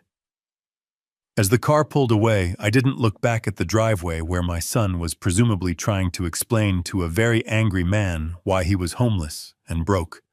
I looked forward, toward the airport, toward Italy, toward a life where the only person I had to trust was myself. The check in my pocket felt light. It wasn't money anymore. It was freedom. And freedom, I realized as we sped into the night, has a price. I had just paid it, and it was worth every penny. The night air tasted of salt and finality as I descended the stone steps. Every footfall on the driveway felt lighter than the last, as if gravity itself were releasing its hold on me.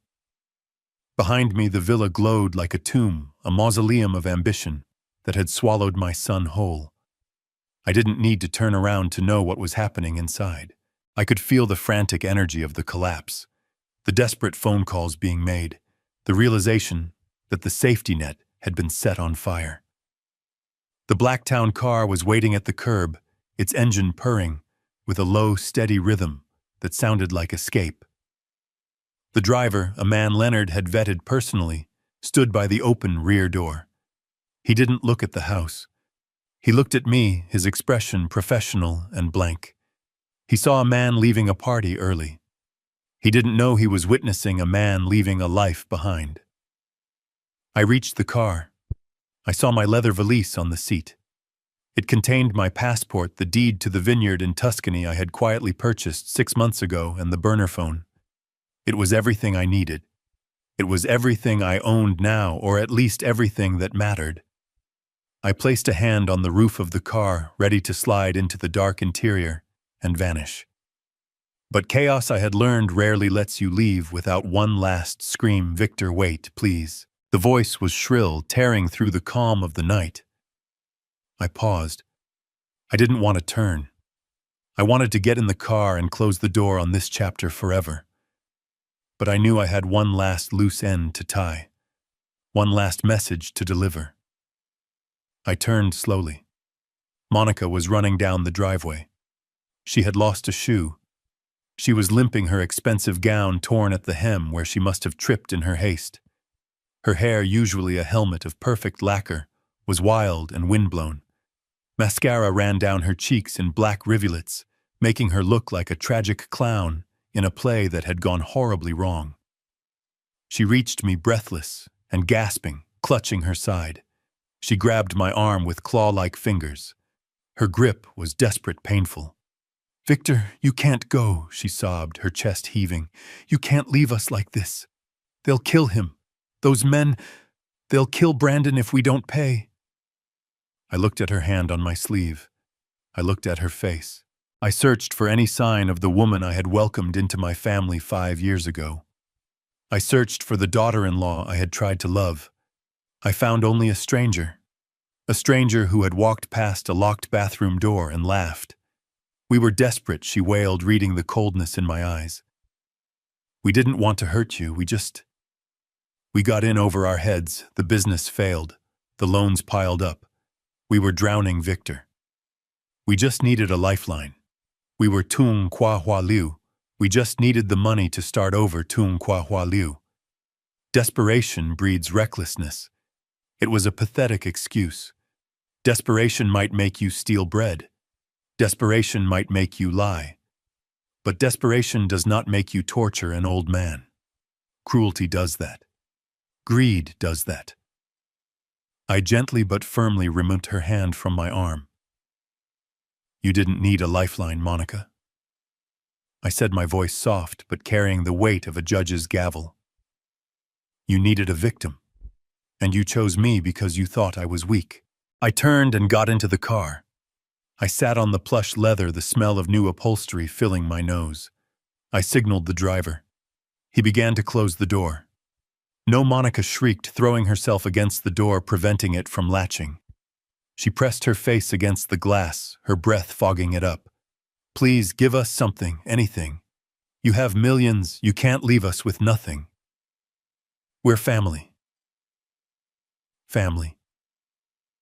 The word had lost all meaning. It was just a sound she used to manipulate a key she tried to jam into a lock she had already broken. I looked at her through the window. I saw the naked greed behind the panic. She wasn't crying for Brandon. She wasn't crying for the family. She was crying because the ATM was driving away. I sighed. I reached into the inside pocket of my jacket. I pulled out a thick, cream-colored envelope. I had prepared it that morning, sitting in the maid's room while Brandon screamed at the florists. It was sealed with wax. It looked heavy. It looked valuable. I rolled down the window 3 inches. Monica stopped screaming. Her eyes locked onto the envelope. Hope, cruel and sharp, flared in her face. She thought I had broken. She thought it was a check. She thought it was salvation. "You're right," I said. "I can't leave you empty-handed." "That wouldn't be fair, would it? Thank you," she gasped, reaching for the envelope through the crack in the window. "Oh, thank you, Victor. I knew you loved us. I knew you wouldn't let us fall." I held onto the envelope for a second longer, letting her feel the weight of it. "This is for you," I said. "Use it wisely." I let go. She snatched it as if it were gold bullion. She clutched it to her chest, closing her eyes in relief. "Go," I said to the driver. The window rolled up, sealing me inside the quiet, air-conditioned sanctuary of the car. The driver hit the gas. The car surged forward, tires gripping the pavement. As we pulled away, I watched in the side mirror. Monica was standing under the street lamp, tearing the envelope open with frantic fingers. She ripped the top off, shaking the contents into her hand. There was no check. There was no cash. 2 pieces of paper fluttered out. The first was a utility bill. It was the water bill for the villa, dated for the current month. I had highlighted a single line item, the service reconnection fee. It was $40. The exact price of the water she had denied me while I lay dying of thirst. I had paid it this morning. It was the only debt of theirs I would ever settle. The second piece of paper was a receipt. It was a donation acknowledgement from the largest homeless shelter in Los Angeles. It listed a donation in the amount of $2,100,000. It was the remainder of my liquid assets, everything I didn't need for my retirement in Italy. I watched her figure shrink in the mirror. I saw her stare at the papers. I saw her knees buckle. I saw her collapse onto the gravel of the driveway, screaming into the night, clutching the receipt for the fortune she had murdered her soul to get, and which was now feeding strangers in a soup kitchen downtown. She was screaming at the taillights, but I couldn't hear her. The glass was thick. The car was fast. I turned my head and looked forward. The road to the airport was open and clear. The ocean was a dark expanse to my left, vast and indifferent. I reached into my pocket and touched my passport. The water bill was paid. The house was gone. The money was gone. And so was I. I closed my eyes and let the motion of the car rock me. For the first time in 4 days, for the first time in 10 years, I wasn't thirsty. I wasn't hungry. I wasn't tired. I was just free. The sun here is different. In Malibu, the sun was a spotlight, harsh and demanding, bleaching the color out of everything it touched. Here in Tuscany, the sun is gold. It sits heavy and warm on the shoulders, smelling of baked earth and Sangiovese grapes. I sat on the stone terrace of the small farmhouse I had restored, a glass of deep red wine resting on the table beside a plate of olives and pecorino cheese. It was quiet. Not the silence of an empty room, but the silence of contentment. The only sound was the wind rustling the cypress trees and the distant hum of a tractor working the valley floor. I took a sip of the wine. It was robust, earthy, and honest. It tasted like the soil it grew in. It didn't taste like leverage or debt. It tasted like patience. My phone buzzed on the table. It was a rare sound these days. I had changed my number the moment I landed in Rome. Only one person had it. I picked it up. A message from Leonard. It was short, professional, and devastatingly final. The indictment came down this morning. Federal charges for wire fraud and identity theft regarding the loan application. The state is also pursuing charges for the forged medical documents. Bail was denied due to flight risk. He is currently in county custody awaiting trial. I read the words twice. I didn't feel joy. I didn't feel triumph. I felt a quiet, somber closing of a door. My son was going to prison.